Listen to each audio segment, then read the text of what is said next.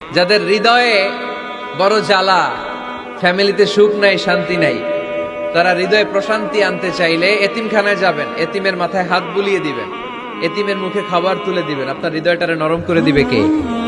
আল্লাহর ঘর মসজিদে যাবেন, নিজ হাতে মসজিদটারে একটু পরিষ্কার করে দিবেন, আপনার জীবনটারে উজালা করে দিবে কে? তাহলে এগুলো করার মাধ্যমে আমরা মসজিদের আবাদ করতে চাই। আমরা মসজিদের আবাদকারী হতে চাই কি চাই না? আল্লাহর ঘর মসজিদ আবাদ করার মতো শ্রেষ্ঠ কাজ পৃথিবীতে হতে পারে না। এই মসজিদের কিছু আদব আছে, আল্লাহ রাসূল সাল্লাল্লাহু আলাইহি ওয়াসাল্লাম বলেছেন এই আদবগুলো মেনটেন করে যেন আল্লাহর ঘর মসজিদের সাথে আমরা ব্যবহার করি।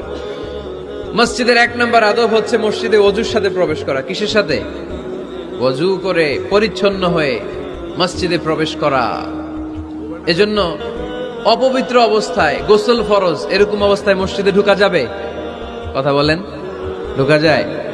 যেই নারীদের মাসিক চলতেছে, মেনস্ট্রুয়েশনাল পিরিয়ড চলতেছে, ওই নারীদের পক্ষে মসজিদে ঢোকা জায়েজ আছে? নাই। তাহলে এটা হলো 1 নম্বর আদব। মসজিদে ঢোকার সময় কি করে ঢুকবো? ওযু করে। আওয়াজ করে বলেন, কি করে ঢুকবো? ওযু করে।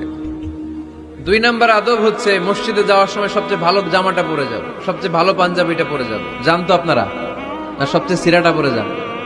হ্যাঁ, অনেকের নামাজের জন্য একটা পুরান জামা আছে, সিরা পারা, এদিকে হাত উঠালিয়ে দিতে দেখা যায়, আছে না নাই?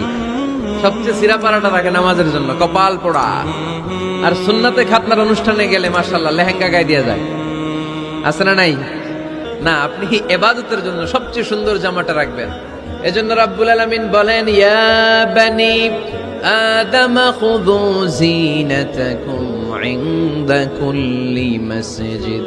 ও বনি আদম, তুমি যখন আল্লাহর ঘর মসজিদে ঢুকবা, ও বনি আদম, তুমি যখন নামাজের মুসল্লায় দাঁড়াবা, তোমার সবচাইতে দামি, সবচাইতে সুন্দর জামাটা গায়ে দিয়ে তুমি নামাজে দাঁড়াও। ঠিক কিনা? তাহলে এখন মসজিদে যাওয়ার সময় কি গায়ে দিয়ে যাবেন বলেন?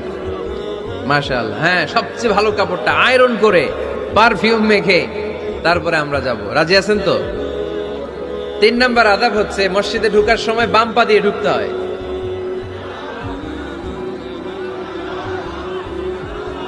কোন পা? আরো জোরে। মসজিদে যখন ঢুকবেন ডান পা দিয়ে ঢুকবেন, আর দোয়া পড়বেন, আউযু বিল্লাহিল আযীম ওয়া বিওয়াজহিল কারীম ওয়া সুলতানিহিল কদীম মিনাশ শাইতানির রাজীম। বিষ্ণু ইসলাম বললেন, যে ব্যক্তি মসজিদে ঢোকার সময় এই দোয়াটা পড়বে, শয়তান আফসোস শুরু করে, সে বলে, হায় হায়, আজকের দিনের জন্য, সারা দিনের জন্য তো তুই আমার ওয়াসওয়াসা থেকে বেঁচে গেলি, আজকের সারা দিনের জন্য তোরে আমি হারালাম।